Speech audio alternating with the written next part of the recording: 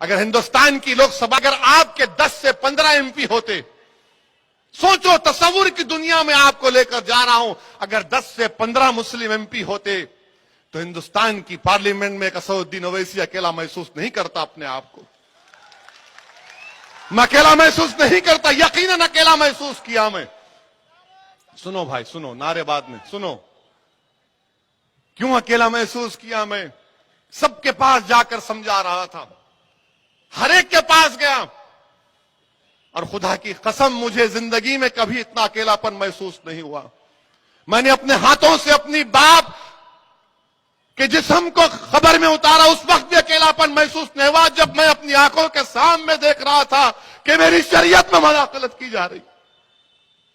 मैं बेबस था, अकेला देख रहा था, ऐसा दिख रहा था कि दोबारा 6 दिसंबर मेरे आंखों के सामने नजर आ रही थी कि किस तरह से तुमने मेरे मस्जिद के ईंटों को निकाला था, उस तरह का एक मंजर पेश हो रहा था कि इसलिए हमको आप दिखाना चाह रहे हैं कि हम जिंदा नहीं रह सकते, कि हम अपनी शरीयत पे चल नहीं सकते, इसलिए हमको आप अकेला करना चाह रहे हैं, पीछा करना चाह रहे हैं।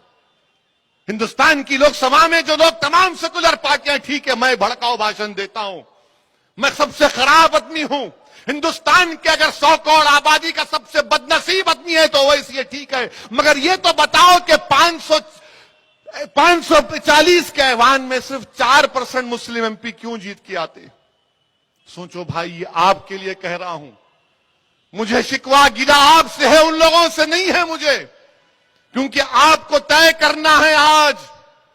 अगर आज आप ये सो जाएंगे कि नहीं नहीं वो है ना, आप क्या करेंगे, मुतबादिल नहीं है हमारे पास, ठीक है हराओ मोदी को।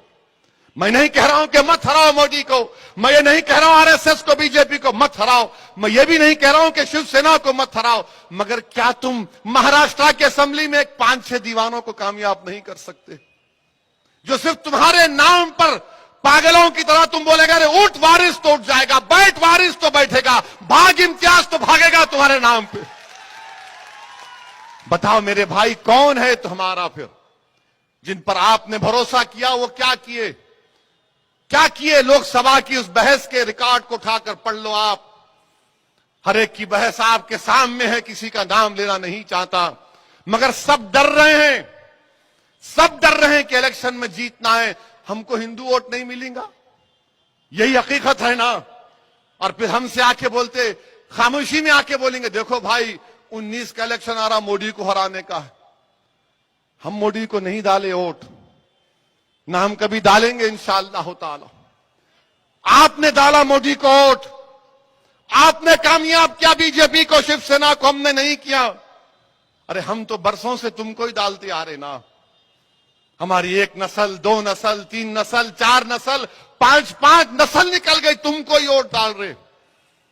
मगर जब असदुद्दीन ओवैसी खड़ा होता है तो बोलते वोट काटने के लिए आया, वोट काटने के लिए नहीं आया भाई, मैं अल्लाह गवाह है, मैं वोट काटने के लिए नहीं आया। मैं इन लोगों को करीब से जानता हूं, मैं इनको करीब से जानता हूं, जिम्मेदारी के साथ कह रहा हूं।